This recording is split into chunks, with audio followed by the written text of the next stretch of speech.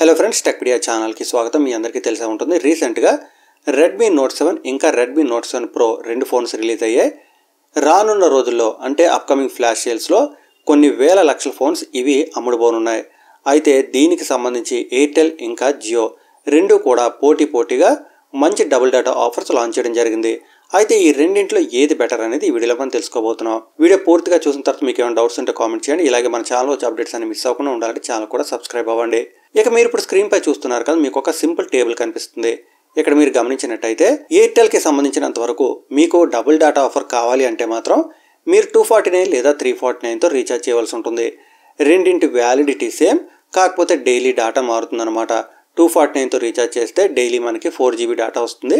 349తో recharge చేస్తే 6 GB data వస్తుంది.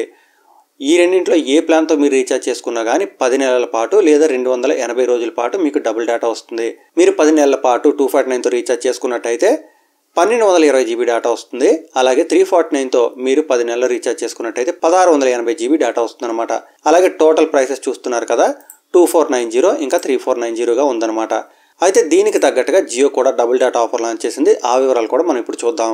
ఇప్పుడు మీరు స్క్రీన్ పై చూస్తున్నారు కదా, మనకి జియోకి సంబంధించిన డీటెయిల్స్ కూడా కనిపిస్తున్నాయి. జియోకి సంబంధించినంత వరకు మీరు 398 రూపీస్తో రీఛార్జ్ చేసుకున్నట్టయితే మీకు ఈ డబుల్ డేటా వస్తుందన్నమాట.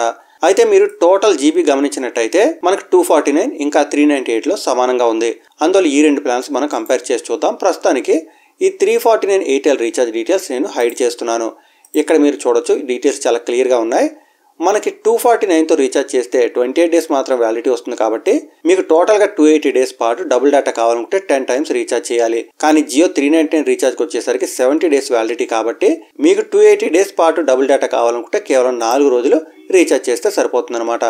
అయితే రెండు ప్లాన్స్లో కూడా మీకు టోటల్గా 1120 డేటా మాత్రం వస్తుంది. టోటల్ డేటా ఎంత వస్తుందో, అలాగే టోటల్గా ఎన్ని రోజులు డేటా వస్తుందో అందులో అయితే మాత్రం ఎలాంటి తేడా లేదు.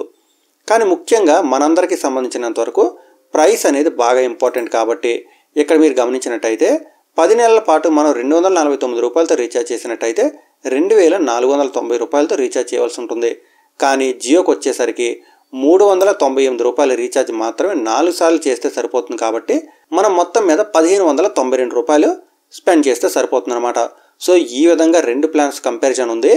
మీరు జియో తీసుకున్నట్టయితే మాత్రం ఆల్మోస్ట్ 900 రూపాయలు మీకు సేవ్ అయ్యే అవకాశం ఉంటుంది. ఎయిర్టెల్ యూజర్స్కి బెనిఫిట్ ఉంటుంది, కానీ జియో యూజర్స్కి అయితే మాత్రం బాగా ఎక్కువ బెనిఫిట్ ఉంటుంది. జియో యూజర్స్ ఎయిర్టెల్ యూజర్స్ కన్నా ఆల్మోస్ట్ 900 రూపాయలు తక్కువ స్పెండ్ చేస్తే చాలు, ఎయిర్టెల్ ఎంత బెనిఫిట్ ఇస్తుందో అంత బెనిఫిట్ కూడా వచ్చేస్తుంది అనమాట.